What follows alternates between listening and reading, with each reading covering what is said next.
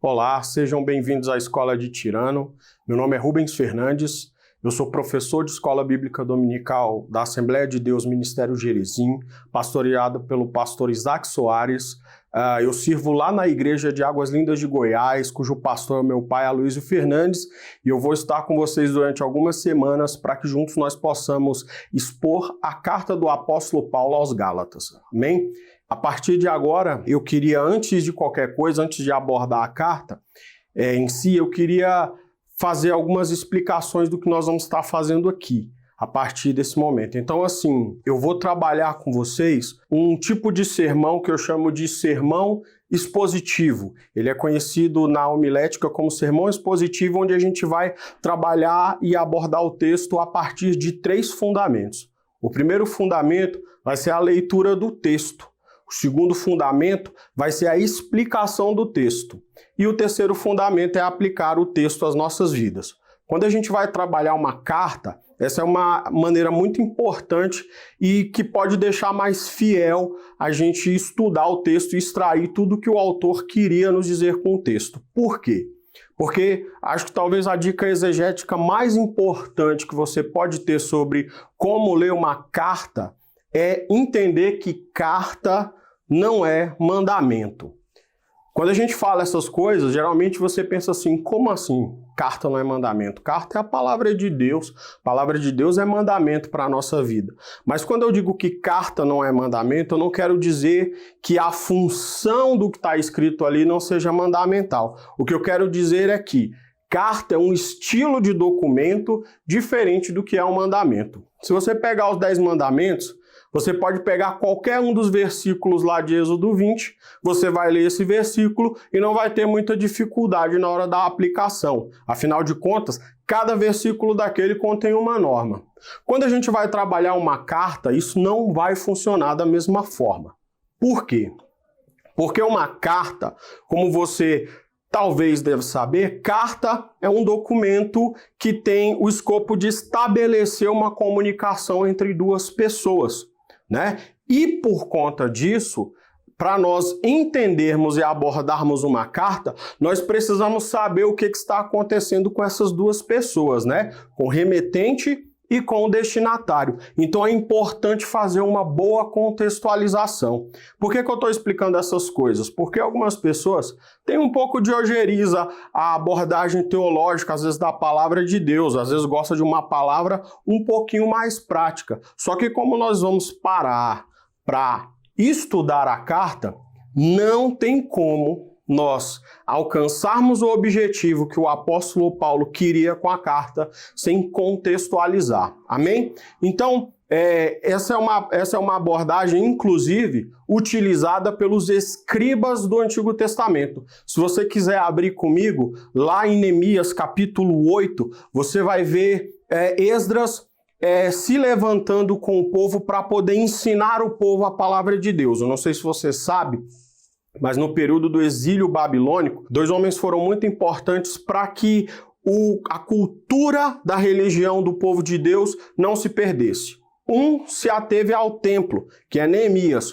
Outro se ateve à lei, que é Esdras, um escriba importante que fez uma compilação dos documentos considerados inspirados no Antigo Testamento. E aí o que acontece?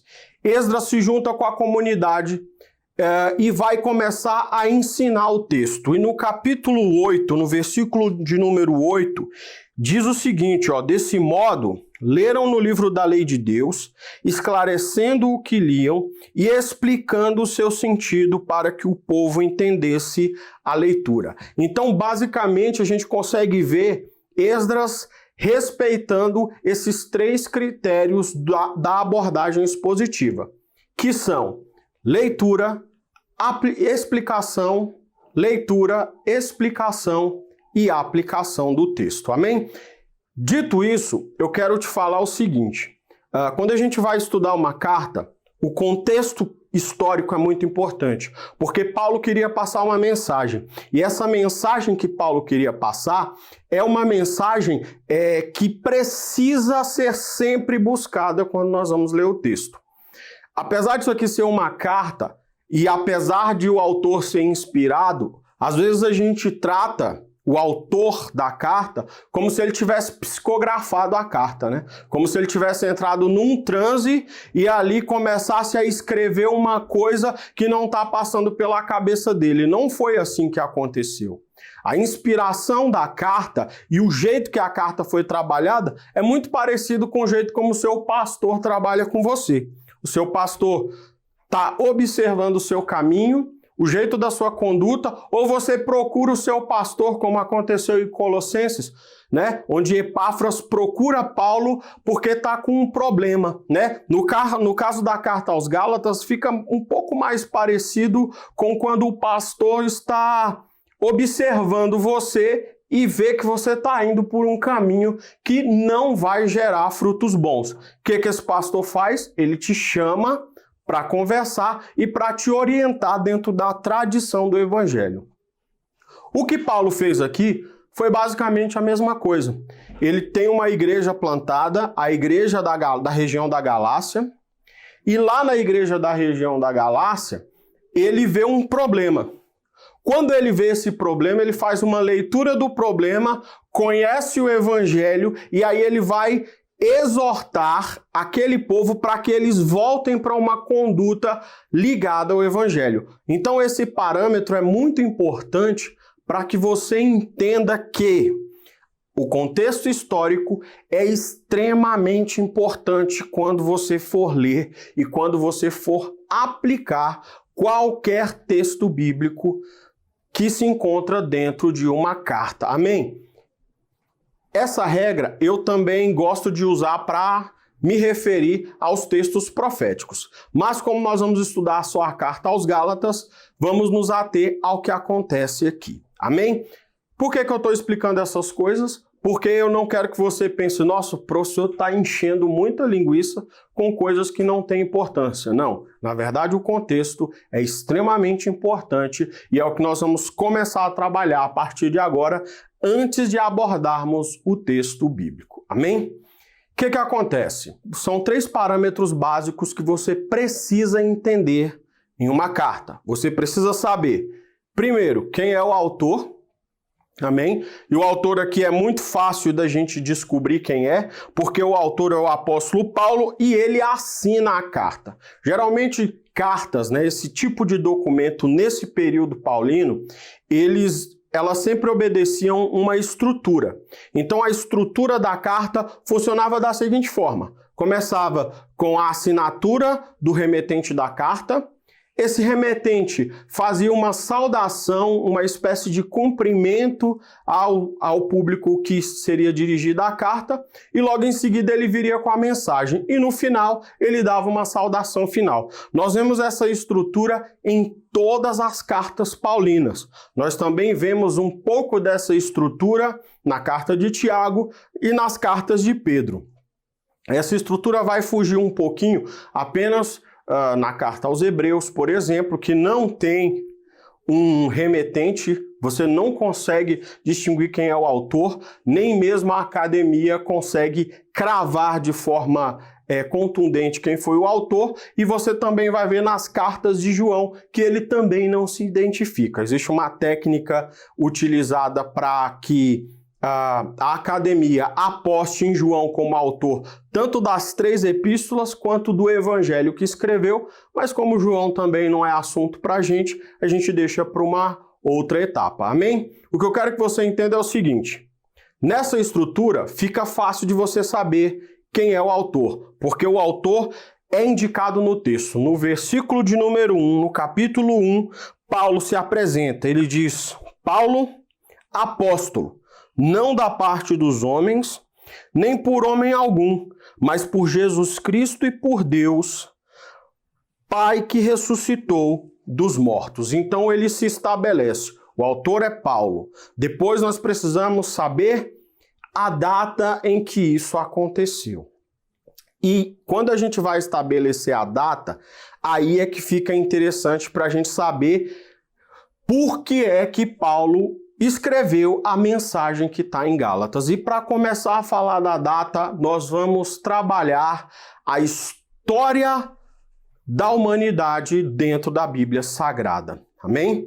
Você sabe, você conhece Gênesis, Deus cria o homem, cria a mulher, você conhece o relato da queda, eles caem, amém? E a partir do momento que eles caem, Deus começa a colocar um plano que ele já tinha decidido, porque ele antevê todas as coisas, que é o plano de salvação através de Cristo, formando um povo que ele vai chamar de igreja.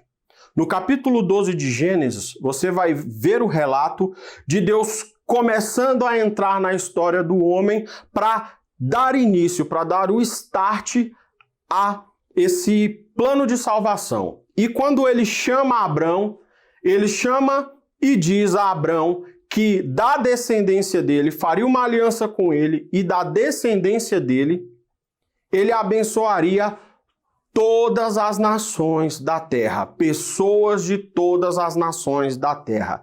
Esse termo é importante porque no decorrer da história do povo judeu, inclusive relatada no Antigo Testamento, essa ideia e essa promessa de Deus de que salvação e providência divina não seria apenas no âmbito nacional, não seria apenas para um povo, ele vai meio que se esvaindo, amém? Ele vai se esvaindo. Quando Jesus Cristo vem, João relata no capítulo 1 que Jesus Cristo veio primeiro para os que eram seus, mas ele veio para os que eram seus em primeiro lugar. Por quê? Porque o propósito de Deus era salvação para pessoas de todas as nações. E Jesus começa a dar indícios disso. Jesus começa a dar indícios disso, por exemplo, na parábola das bodas. Na parábola das bodas ele conta a história de um homem que iria casar o seu filho, e ele convida algumas pessoas específicas para o casamento. O texto vai dizer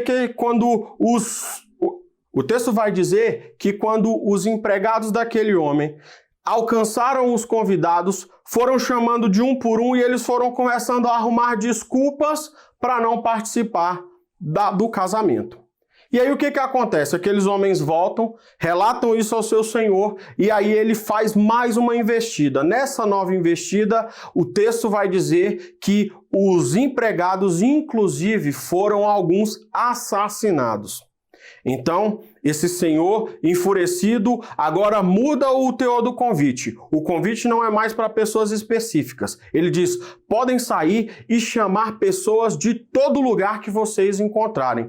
Aqui, Jesus Cristo está dando e revelando a ideia de que a salvação não é apenas para o povo de descendência genética de Abraão, mas que ele vai alcançar todas as nações do mundo. O grande problema é que quando Jesus Cristo foi assunto aos céus, a igreja não entendeu isso direito. Se você começar a ler os relatos de Atos, você vai ver a igreja caminhando somente dentro do reduto judaico, e o mais longe que eles foram foi até Samaria, que também é povo hebreu, né? É um povo hebreu que estava miscigenado, foi renegado durante um tempo, mas agora a Bíblia diz que o evangelho está chegando também a Samaria. E aí acontecem duas coisas importantes. No capítulo 9 de Atos, Paulo é convertido. A conversão de Paulo vai ser melhor tratada na segunda aula. Por enquanto, eu só quero que você fique com essa informação. Paulo se converte. E aí, no capítulo 10 de Atos, nós temos uma história muito interessante. A Bíblia vai começar dizendo e falando a respeito de um homem chamado Cornélio. Quem é Cornélio? A Bíblia diz que Cornélio, ele era um centurião da coorte chamada Itália.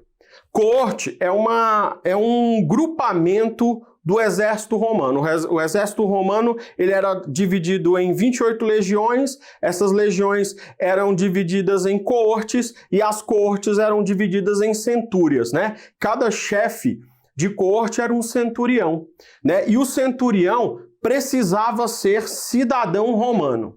Então você vai aqui agora ouvir falar de um homem, o nome dele é Cornélio, ele é da corte da Itália, então você já infere que ele não era judeu.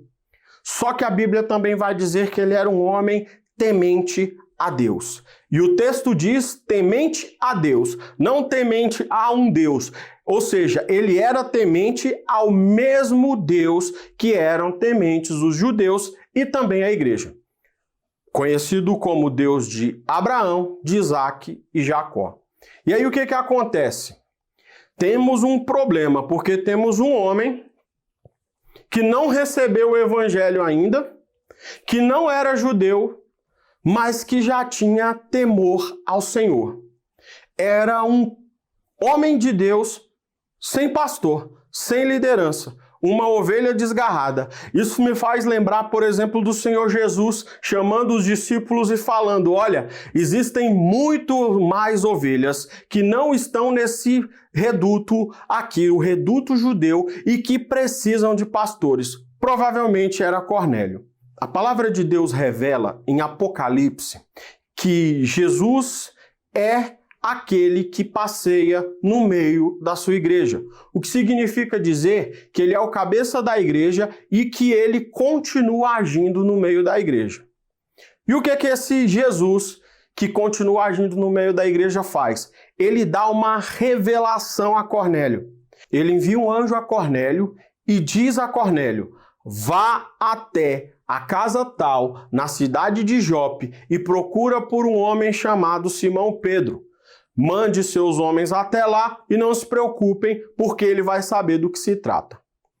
Logo após esse relato, a Bíblia fala de Pedro chegando a essa cidade chamada Jope. Ele chega numa casa para pousar e, como ele estava cansado e com fome, algumas pessoas se voluntariaram para fazer comida para ele. Enquanto eles estão preparando a comida, Pedro sobe para orar. E quando Pedro sobe para orar, acontece uma coisa muito interessante. Ele tem uma visão, e nessa visão desce uma trouxa do céu, amarrada nas 4 pontas, e quando a trouxa se abre, lá dentro da trouxa tem todo tipo de alimento que a lei judaica considerava impuro e que ninguém poderia comer.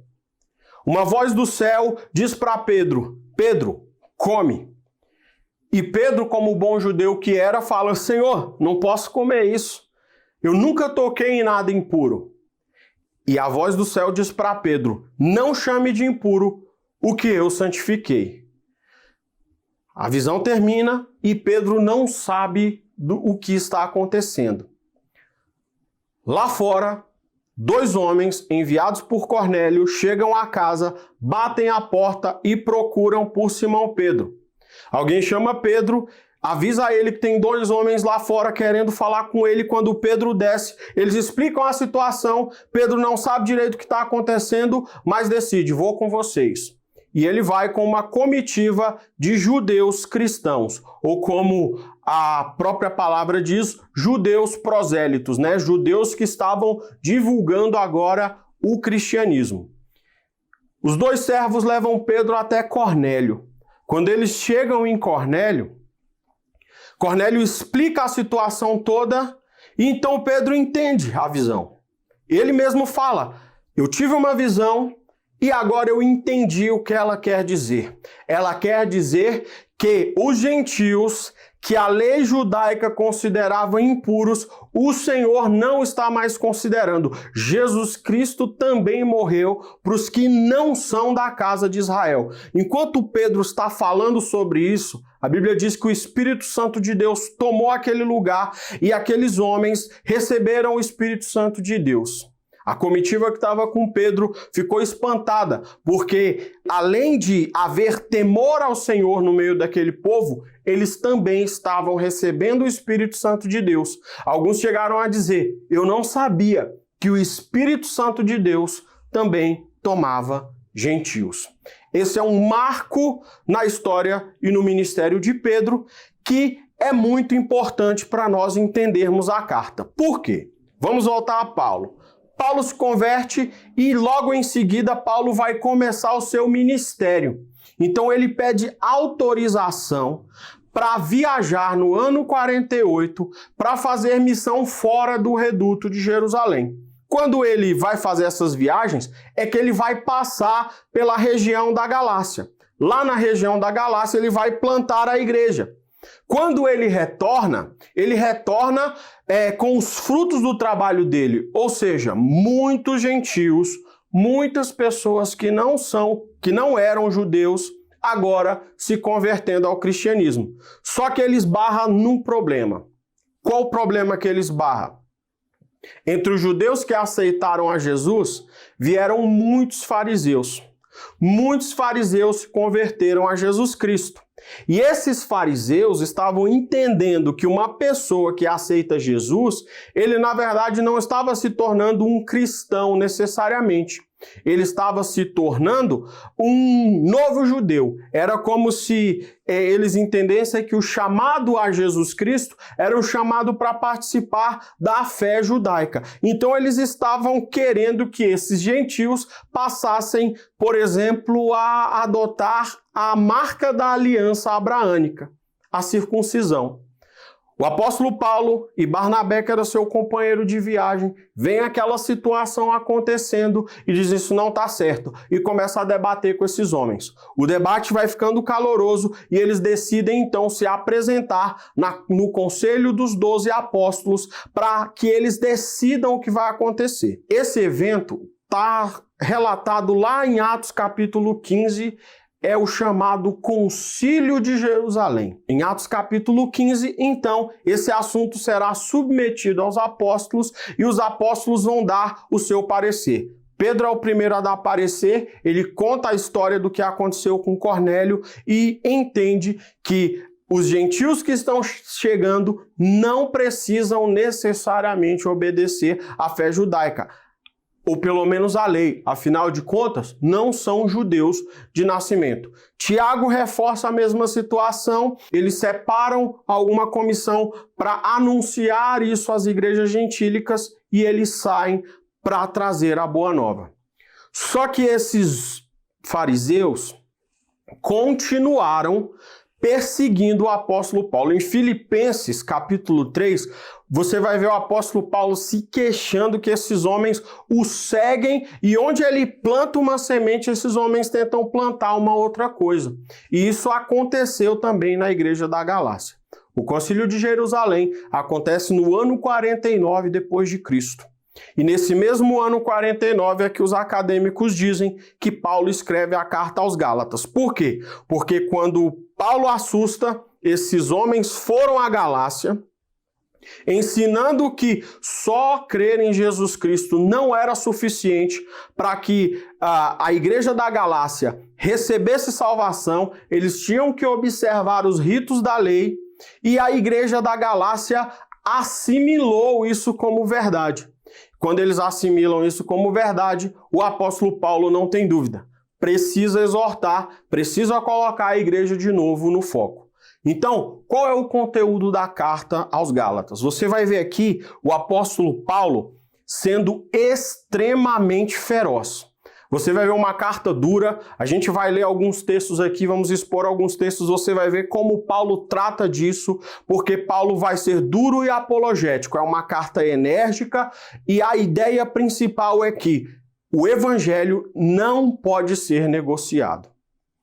Uma outra coisa que eu acho importante sobre a carta, e que eu acho importante a gente mencionar aqui, é que a carta aos Gálatas, para uma grande parte dos estudiosos da teologia, é considerada a primeira carta a ter sido escrita, né? O primeiro documento do que formou depois o cânon do Novo Testamento. Algumas pessoas acreditam que foi a carta de Tiago primeiro, mas isso não importa. O importante é que você precisa imaginar uma igreja que ainda não tinha essa Bíblia aqui, mas tem um apóstolo dizendo, esse aqui é um pilar que não pode ser movido, porque se for movido, ele perde a característica importante de dar doutrina à igreja. A carta do apóstolo Paulo aos Gálatas é extremamente importante por isso, e ela precisa ser muito observada até os dias de hoje.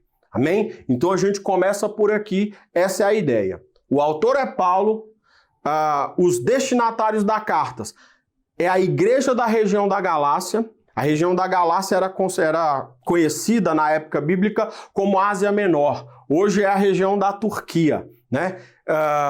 ela contemplava várias cidades, e aí a gente entende que provavelmente tem só uma igreja principal naquele lugar. Eles são os destinatários da carta, e o motivo de Paulo escrever é porque aqueles fariseus que acreditavam que o judaísmo precisava reinar também no meio do cristianismo, eles chegaram naquele lugar, contaram essa história, e quando contaram essa história, a igreja então assimilou.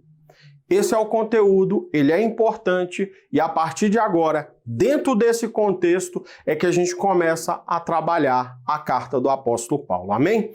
Abra sua Bíblia então, em Gálatas capítulo 1, do versículo de número 1 ao versículo de número 5, nós temos aquilo que eu falei para você, que são elementos característicos do documento carta. Então você tem no versículo 1 o nome do remetente, no versículo 2 você tem o nome do destinatário, no versículo 3 ao versículo 5 você vai ter a primeira saudação. Ela não tem tanto teor teológico para nós poderíamos falar, por exemplo, do chamado apostólico aqui, porque Paulo vai dizer apóstolo, não da parte dos homens, nem por homem algum, mas por Jesus Cristo e por Deus Pai, que o ressuscitou dos mortos. Então Paulo diz, sou apóstolo, a palavra apóstolo significa enviado, é uma palavra que deriva do grego apostolai, que significa enviado. Ele está dizendo, eu sou enviado da parte de Cristo. Por quê?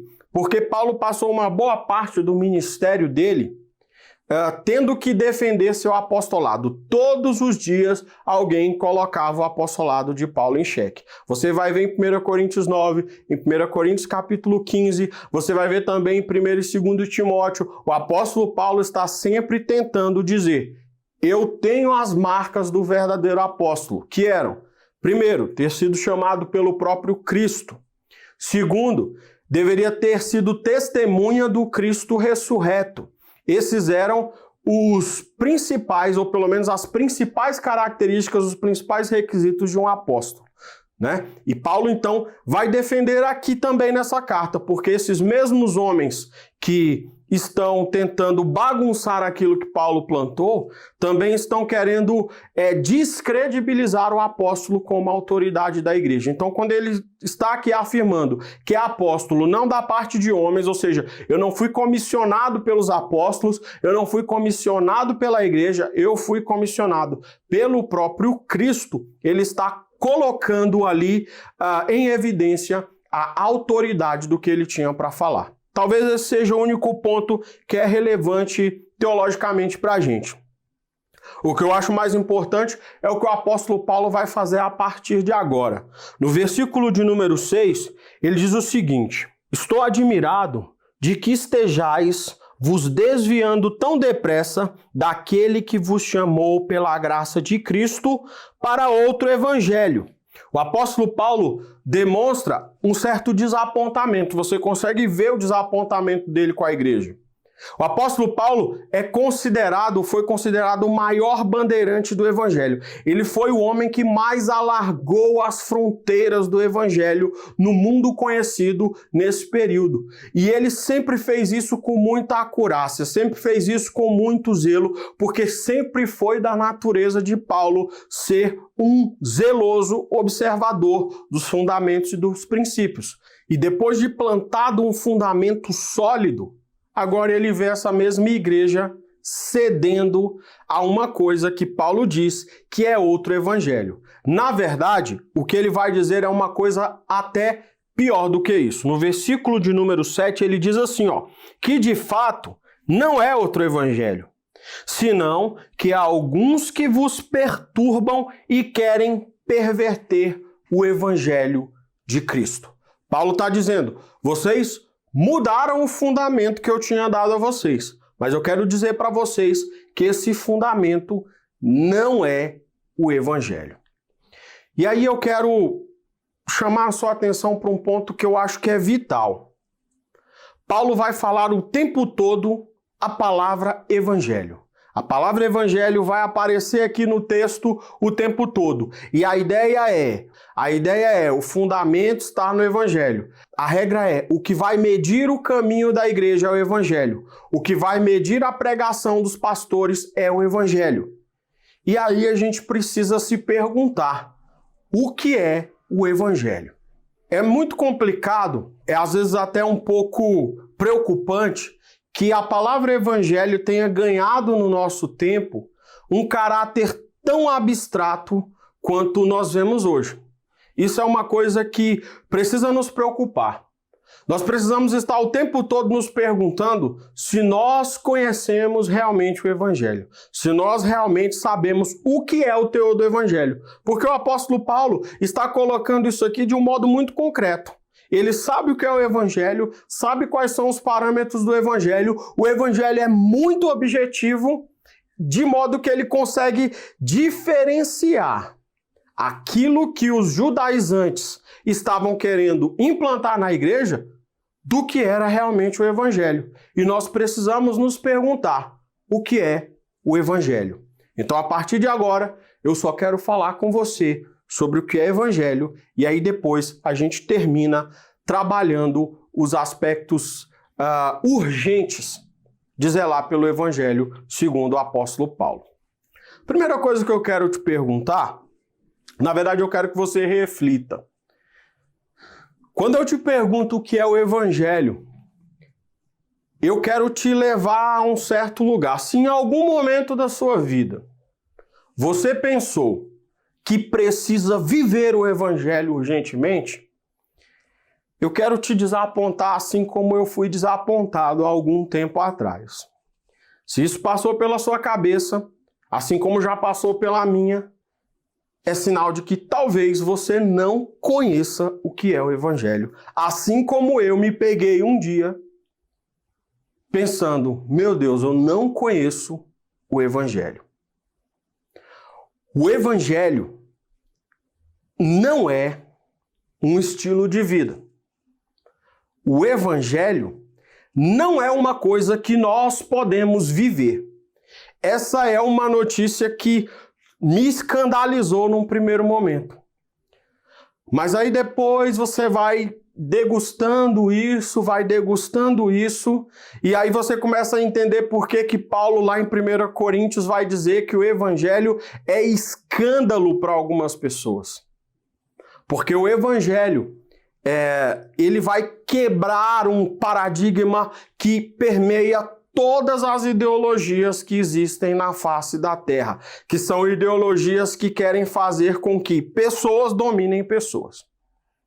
O evangelho, só de começar, tirando o foco de você, tirando o foco do que você tem que fazer, ele vai começar a quebrar um vínculo cultural. Quando eu comecei a conhecer de verdade o que é o evangelho, muitos vínculos em mim foram quebrados. E o primeiro grande escândalo na minha vida foi exatamente esse, o de saber que o evangelho não é uma coisa que eu tenho que viver.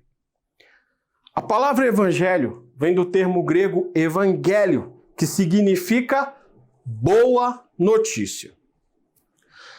Na Septuaginta, que é a versão do Antigo Testamento traduzido para o grego, essa palavra sempre era utilizada quando alguém queria falar de um fato que já tinha acontecido no passado. Os romanos também utilizaram essa palavra no período imperial, né? Logo que a república entrou num caos completo, e aí um homem vai lá e acaba com a briga que está acontecendo entre Senado e patriarcas e consegue resolver um caos político em Roma. Eles decidem que esse homem tem uma força divina, né? Ele tem a força do império, que era um poder quase divino, por isso ele é chamado de imperador.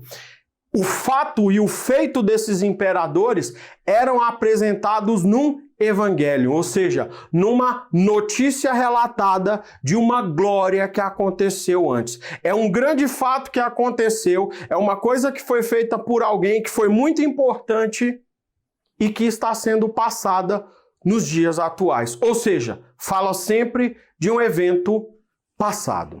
Por que é que os apóstolos também adotam o termo Evangelho? É muito simples, porque o Evangelho é exatamente o relato de que Cristo fez uma coisa maravilhosa, uma coisa grandiosa na cruz do Calvário. Ele morreu para pagar os nossos pecados. Outra coisa importante que começa a nos chocar às vezes é que a Bíblia toda é a palavra de Deus, mas nem tudo que está na Bíblia é evangelho. Mas tudo que está na Bíblia serve para que nós venhamos a compreender o que é evangelho. Jesus Cristo morreu por nós, para nos perdoar dos nossos pecados. Isso carece de muito aprofundamento. E eu vou tentar ser o mais breve possível para te mostrar a cosmovisão, ou seja, a perspectiva de Deus, que olhando e lendo como nós estávamos caminhando, decidiu ou achou como única saída ele se fazer homem e morrer por nós. Como eu disse lá no começo, Gênesis conta a origem de todas as coisas. Às vezes, quando eu vejo determinadas pessoas se referirem à Bíblia como um manual de instrução ou um manual para a nossa vida, até eu já usei essa comparação, mas depois você fica pensando que essa não é uma metáfora muito legal de se utilizar para a Bíblia Sagrada. Por que não? Porque a Bíblia está longe de ser isso. A Bíblia fala de outra coisa. Gordon Fee vai dizer que a Bíblia é o relato da história de Deus. Não é para você aprender como você funciona, como as coisas funcionam para você. Não é isso. A Bíblia vai contar a história de Deus. Essa história de Deus será contada em 4 capítulos. O primeiro capítulo, Gordon Fee chama de criação. O segundo capítulo é o capítulo da queda. Na criação, Deus cria todas as coisas com a palavra, mas tem uma categoria de coisas criadas que Deus coloca a mão para fazer. E essa categoria é o ser humano.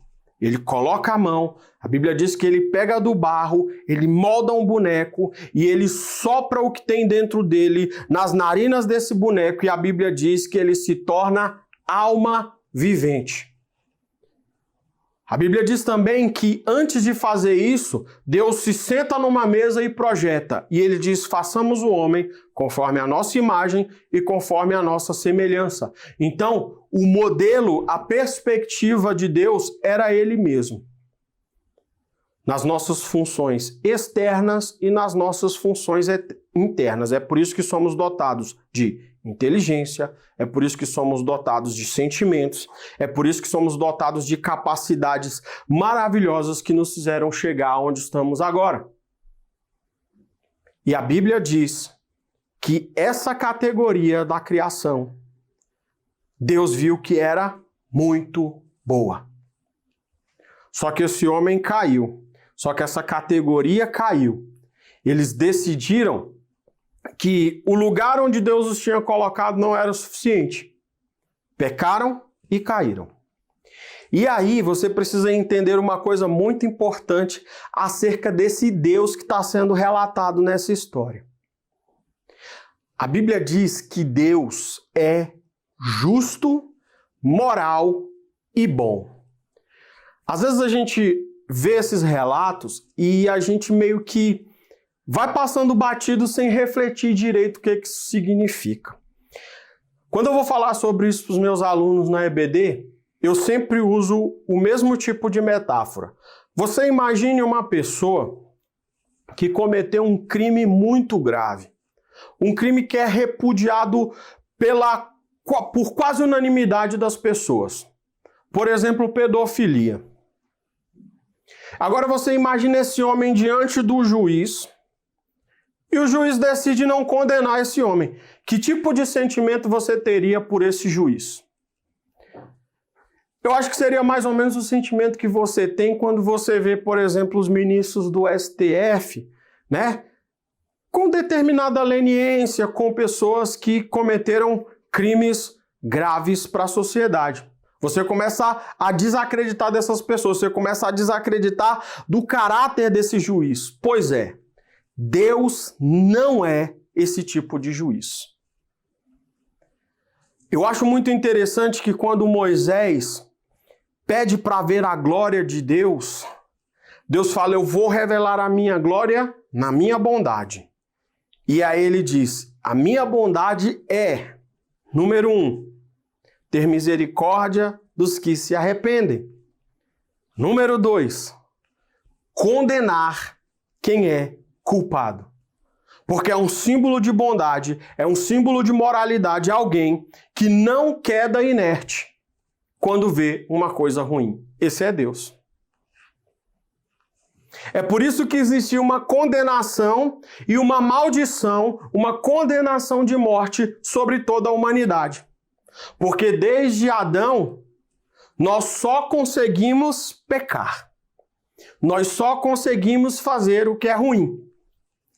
E Deus, na sua bondade, não poderia, como a gente costuma dizer, Deus não poderia passar o pano para a gente, senão ele negaria os seus próprios atributos, senão ele seria corrompível, senão ele seria imoral, senão ele seria parcial diante da injustiça. E isso não é o que Deus é.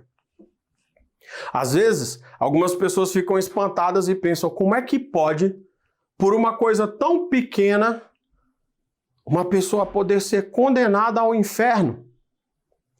Isso acontece porque nós estamos diante de um Deus que é o suprassumo da moralidade. Só que a Bíblia diz também que ele é suprassumo do amor.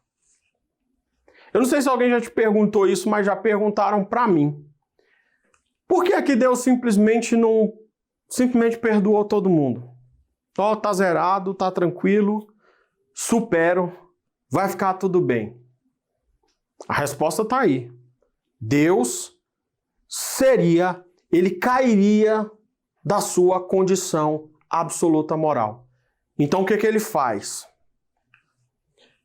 Ele envia o seu filho e o filho dele vai pagar o preço no nosso lugar, para que a justiça seja satisfeita e ele não desça em omissão.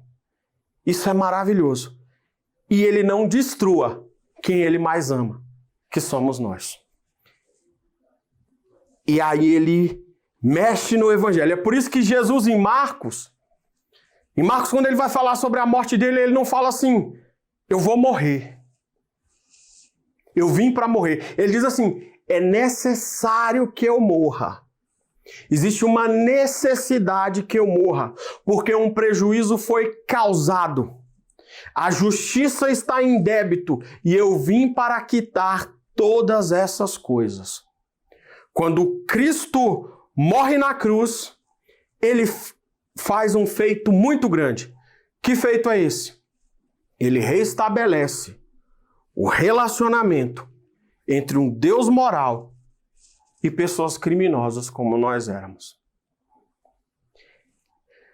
Disso, nós vamos consertando todas as outras coisas da criação. Exatamente esse ponto em que Jesus Cristo morre na cruz do Calvário, derrama o seu sangue para que o nosso não seja derramado e satisfaz a justiça de Deus e satisfaz o diabo. Esse momento é a boa notícia do Evangelho.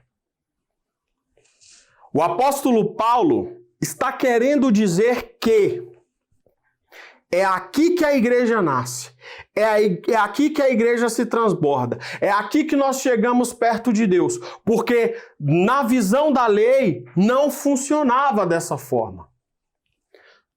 Na visão da lei, e aí eu acho muito interessante porque Paulo, quando vai falar da lei, principalmente em Romanos, mas aqui também em Gálatas, lá na frente ele vai falar, ele trata da lei como se a lei fosse um diagnóstico de uma biópsia, sabe? Você está doente, vai ao médico, faz os exames, E aí ele te entrega os exames e diz, você tem isso, isso e isso.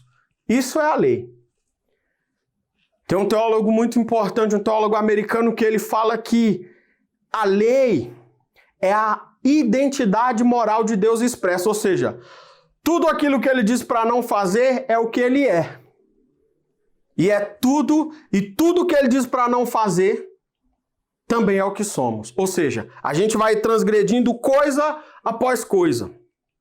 E era por isso que para Deus ter determinado relacionamento com o povo que ele escolhe em primeiro lugar, que é a descendência de Abraão, ele institui o sacrifício do cordeiro. Quando Hebreus fala em Hebreus 9 que sem derramamento de sangue não há remissão de pecados, ele está falando de justiça satisfeita. Porque não pode ficar esse vácuo de impunidade.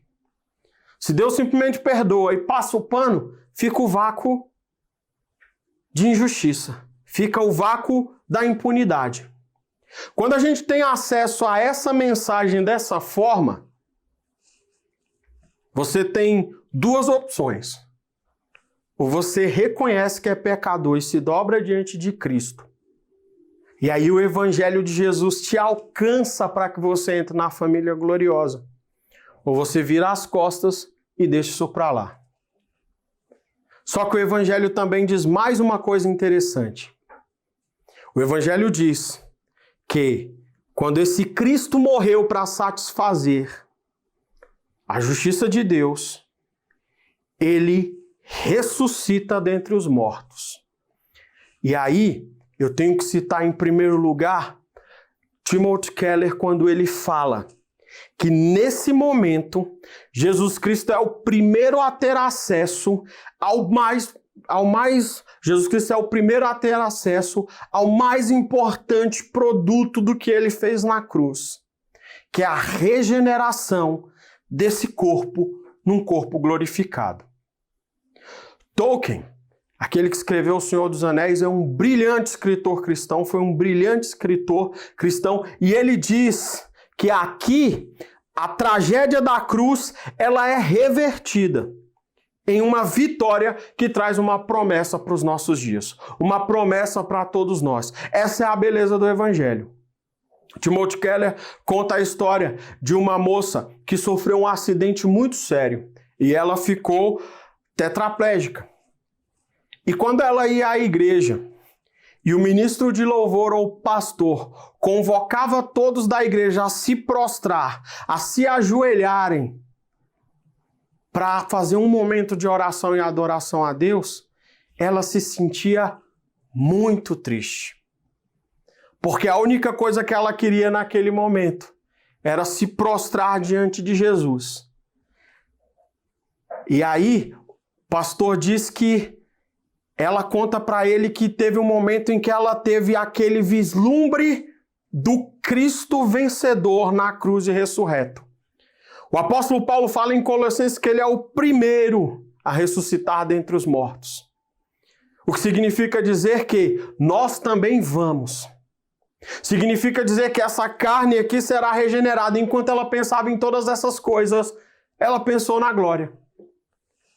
E ela dizia que quando chegar na glória, enquanto todo mundo talvez vai querer ficar de pé para celebrar e para adorar, ela disse, já sei o que vou fazer quando esse corpo aqui for transformado num corpo incorruptível. A primeira coisa que eu vou fazer é me prostrar aos pés do meu Senhor novamente. Essa é a promessa do Evangelho. E isso aqui é o pilar que Paulo está colocando na igreja. O fundamento do qual nós não podemos nos afastar. A lei judaica dava uma falsa sensação de que se nós cumprirmos alguns requisitos, seremos aceitos. Dava a sensação de que se você não cumprir determinados aforismas, se você não cumprir determinados mandamentos, você não tem como ser aceito. E isso fazia duas coisas. Primeira delas, fazia com que algumas pessoas se sentissem inaptas para o reino de Deus. Mas também fazia com que algumas pessoas enganosamente se sentissem boas demais, melhores do que os que se sentiam inaptos e, portanto, capazes de dominar uns sobre os outros. E o Evangelho veio para quebrar esse jugo, porque todos pecaram e todos são carentes de receber a boa notícia de que Jesus Cristo morreu por todos nós. Esse é o Evangelho. A santidade é o que o Evangelho faz, mas não é o que o Evangelho é. Então o apóstolo Paulo aqui está falando estritamente do Evangelho, a pedra angular, a pedra de inauguração, porque o Evangelho resolve o problema do relacionamento com Deus. E quando o problema do relacionamento com Deus vai sendo resolvido, o fruto disso é santidade. Então nós precisamos desvincular uma coisa da outra. Você vive santidade, mas não vive o Evangelho. O Evangelho fala de Cristo. O Evangelho glorifica a Cristo. E o apóstolo Paulo está dizendo aqui, o Evangelho é que é importante. Ele vai continuar no texto, no versículo de número 8, dizendo assim, ó. Mas ainda que nós mesmos, ou um anjo do céu, vos pregue um evangelho diferente do que já vos pregamos, seja maldito. Conforme disse antes, digo outra vez agora, se alguém vos pregar um evangelho diferente daquele que já recebestes, seja maldito. O apóstolo Paulo vai utilizar um termo forte, mas ele está aqui delimitando que seja um grande líder, que seja um anjo do céu, que diga que veio da parte do céu, que diga que veio de onde veio, se não estiver falando do Evangelho de Cristo, seja ele maldito. Que mude a sua atitude, que mude o seu comportamento, porque o Evangelho não pode ser pervertido. O apóstolo Paulo vai dizer que o Evangelho é o único que tem poder para a salvação, primeiro do judeu, depois do grego. Ou seja, primeiro do povo da parte da descendência direta de Abraão, depois de nós, que somos filhos por adoção. E por conta disso, qualquer coisa diferente do Evangelho não pode ser tolerado na igreja. Esse é o pilar que Paulo vai colocar. Se alguém mudar esse pilar, está cometendo uma heresia. Se alguém mudar esse pilar para que você precise fazer coisas para que Deus te aceite, está incorrendo em heresia e Paulo está dizendo aqui de modo enfático, seja ele maldito. Em João capítulo 10, Jesus Cristo vai usar uma parábola que é muito mal compreendida. Talvez você já tenha ouvido falar em João 10:10, que diz que o ladrão vem senão para roubar, matar e destruir. Algumas pessoas, quando leem esse texto, já fazem a conjectura. O ladrão é o diabo. De modo que às vezes você vai ver um pregador, um pastor dizer, o diabo vem senão para roubar, matar e destruir. Mas Jesus Cristo ali não está falando do diabo. No versículo de número 1 ele diz assim, todo aquele que entrar no aprisco das ovelhas, por outro lugar que não é a porta, não é pastor, mas é ladrão e salteador. Depois ele vai dizer que a porta é ele. E o que ele está dizendo, querendo dizer com isso? Ele está querendo dizer que qualquer pessoa que tentar acessar o coração das ovelhas do aprisco dele e não entrar pelo evangelho, não é pastor, é ladrão. E ele só vai poder roubar, matar e destruir. Esse é o primeiro fundamento, essa é a primeira coisa que nós precisamos aprender sobre a carta, porque é a partir dessa revelação, é a partir desse entendimento que o apóstolo Paulo vai travar uma briga muito grande para livrar a igreja desse tipo de ladrão. Fiquem com Deus, Deus os abençoe e até a próxima.